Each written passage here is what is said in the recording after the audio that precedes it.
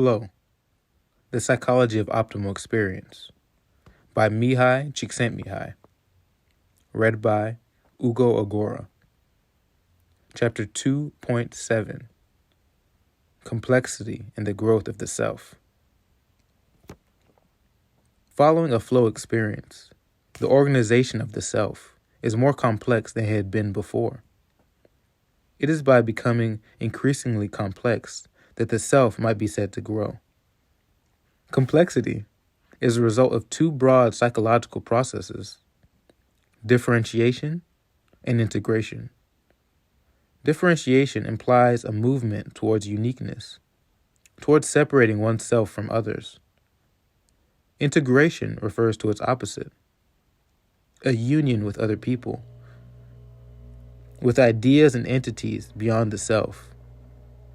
A complex self is one that succeeds in combining these opposite tendencies. The self becomes more differentiated as a result of flow, because overcoming a challenge inevitably leaves a person feeling more capable, more skilled. As the rock climber said, you look back in awe at the self and at what you've done. It just blows your mind.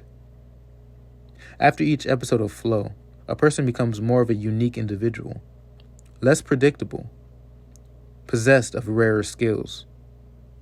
Complexity is often thought to have a negative meaning, synonymous with difficulty and confusion. That may be true, but only if we equate it with differentiation alone. Yet complexity also involves a second dimension: the integration of autonomous parts. A complex engine, for instance, not only has many separate components, each performing a different function, but also demonstrates a high sensitivity because each of the components is in touch with all the others. Without integration, a differentiated system would be a confusing mess. Flow helps to integrate the self because in that state of deep concentration, consciousness is usually well ordered. Thoughts, intentions, feelings, and all the senses are focused on the same goal. Experience is in harmony. And when the flow episode is over, one feels more together than before. Not only internally, but also with respect to other people and to the world in general. In the words of the climber, whom we quoted earlier, there's no place that more draws the best from human beings than a mountaineering situation. Nobody hassles you to put your mind and body under tremendous stress to get to the top. Your comrades are there, but you all feel the same way anyways. You're all in this together. Who can you trust more in the 20th century than these people? People after the same self-discipline as yourself. Following the deeper commitment, a bond like that with other people is in itself an ecstasy. A self that is only differentiated, not integrated, may attain great individual accomplishments, but risks being mired in self-centered egotism. By the same token, a person whose self is based exclusively on integration will be connected and secure, but lack autonomous individuality. Only when a person invests equal amounts of psychic energy in these two processes and avoids both selfishness and conformity is the self likely to reflect complexity. The self becomes complex as a result of experiencing flow.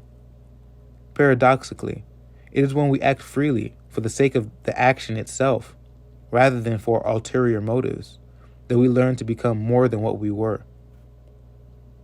When we choose a goal and invest in ourselves to the limits of our concentration, whatever we do will be enjoyable. And once we have tasted this joy, we will redouble our efforts to taste it again. This is the way the self grows.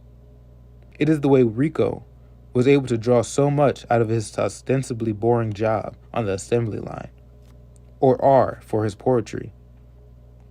It is the way that E overcame her disease to become an influential scholar and a powerful executive. Flow is important because it makes the present instant more enjoyable, and because it builds the self-confidence that allows us to develop skills and to make significant contributions to humankind. The rest of this volume will explore more thoroughly what we know about optimal experiences, how they feel, and under what conditions they occur. Even though there is no easy shortcut to flow, it is possible, if one understands how it works, to transform life, to create more harmony in it, and to liberate the psychic energy that otherwise would be wasted in boredom or worry.